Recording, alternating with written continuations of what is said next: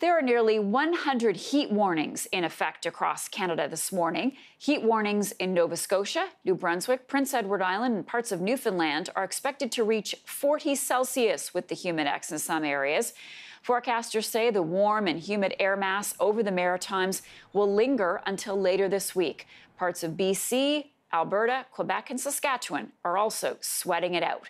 With more on the heat, I'm joined by David Phillips, senior climatologist for Environment Canada, and this morning he joins us from Barrie, Ontario. David, good morning. Thanks for being with us. Okay, Marcia. So I feel like I just said the whole country was under a heat warning. Ontario not included, Dave?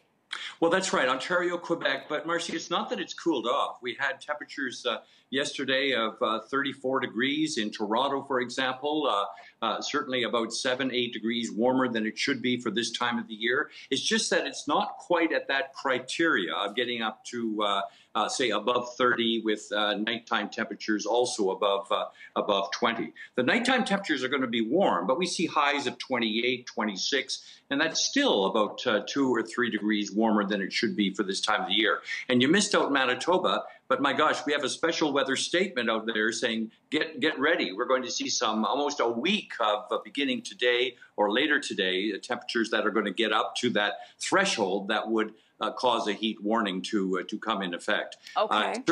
Certainly, and let me just point out, in Calgary, I think that, hey, there's a city that sometimes, some years, you don't even get above 30. And they're going to see this week temperatures that could be 34, 35 degrees. I mean, that's a dozen degrees warmer than it should be for this time of the year. A dozen. Where's all this hot air coming from? Is it all the same system, coast to coast? Well, it's interesting. I think it's a similar looking system. It's a feature called a high pressure area.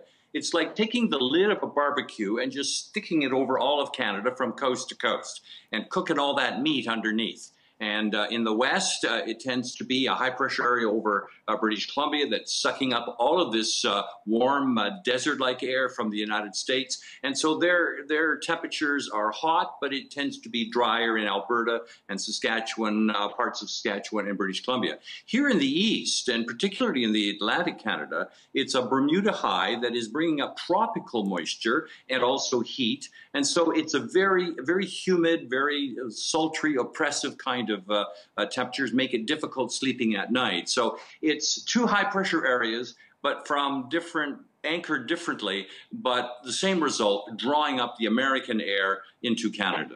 How long is this heat expected to last? Well, I mean, we see some relief probably by Friday, Saturday in the west. And in terms of the Maritimes, I think come Thursday, they'll see some Canadian air, some refreshing. They'll be able to get back to sleeping and not putting the air conditioning on. And but you know, Marcia, it's, hey, get used to it. I know that the days are getting shorter, but the heat is not leaving us. So we still have a month to go, and our forecast for August into September is showing more heat from coast to coast. So it's a summer that began in May and doesn't look like it's going to end until sometime in September. Okay. Well, some of us are not complaining. Dave Phillips, senior climatologist for Environment Canada, thanks so much. You're welcome, Marcia. Bye-bye. You're welcome. Thank you.